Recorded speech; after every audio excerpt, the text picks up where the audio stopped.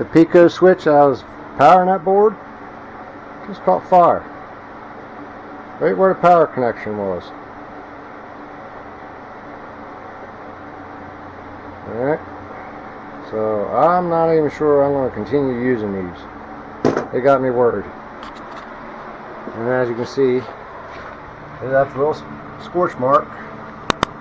I gotta take the motherboard off, see if it damaged it. It's got a little scorch here. So we'll find out. Peace. So yeah, I'm really nervous right now. I'm still shaking from this.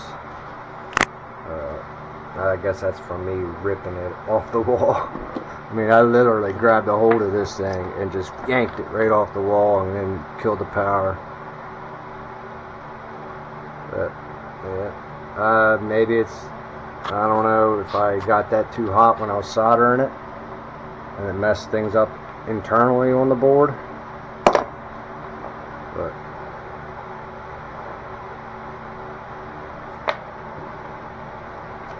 and again, that got ripped out of the plug when I ripped it off the wall. But yeah, I'm shaking. Okay, so this is the motherboard that was in that little incident with the Pico switch catching on fire. It's the MSI Edge Lightning Gen 4 motherboard. Up here is where the fire was, the most damage. As I would say, more soot. You got that little tiny burn mark there. Now, it stunk like electronic burnt smell for a while. I had it sitting out in the garage. Didn't really go away. So what I did is I took painter's tape, taped that off, taped all this off and this off, and just that corner I sprayed it down with Febreze, and I did backside too. Okay, right there in that corner. I let it sit overnight, basically 24 hours. And then I went out and picked up more of these because I ran out of these. And I even picked up a big bottle, 91%.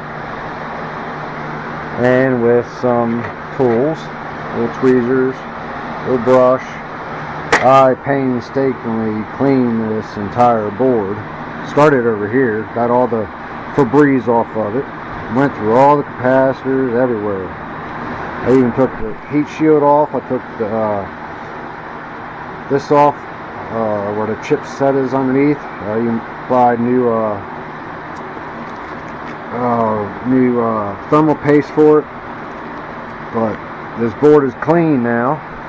It still has a faint smell of the electronic burnt up here. And if this board does not work, I don't know if you're going to see it, but if you look at these, see the color of them? I'm going to focus for you. Alright, well up here, there's one right there, right next to that burn mark. That one looks toasty. So if this board don't work, it's probably because of that right there. The rest of these look okay, and this is where the heat was the most when that Pico board caught on fire. So probably tomorrow I'll have this on my original frame that I started out mining with, and I'll have it outside. I have another Ryzen 9 3950X go there, and I got another cooler. Got another power supply. We're going to take it outside and power it up. See if she still works. So let's see if BlackMamba survived. Be right back. Oh, okay, so these things here, I believe, are the LEDs on the back of the board. And that's the one right there. It's in question. If it doesn't work, maybe I'll just be out one, or if they're wired in series on this board, maybe none of them will work. But worst case scenario, hopefully the LEDs is all that's affected. Next time you see this board, it would be on my frame sitting out in my driveway ready to power up. Peace. Alright guys, here is BlackMamba. This is the motherboard that had that 300 watt Pico switch on it that went up in smoke. And that damage, a little bit of damage was up here. Alright, so let's find out if this thing actually powers up. Now this is not the cooler I use for mining. This is just something I had laying around. I'm just using it as a test. Yeah, so here's plugs. Okay, there's TV. We're doing this live so you guys can see what's going on if it blows up on me again. Alright, let me plug in. I'm going to sit you down on my boot to see if anything else happens.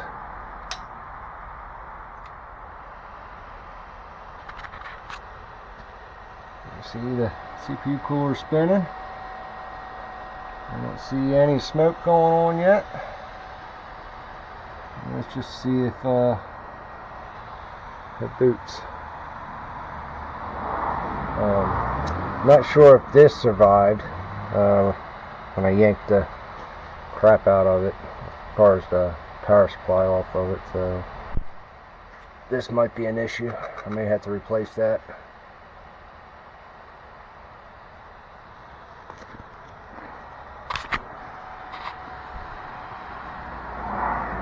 But so far, motherboard looks like it's intact, I think.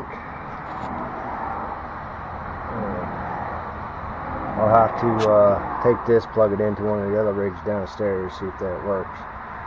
If that works, then something happened to the motherboard.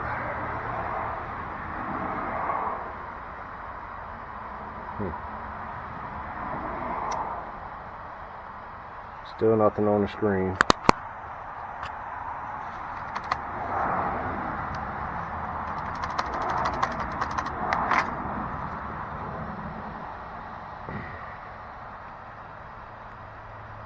Well, we'll have to find out when I get back downstairs.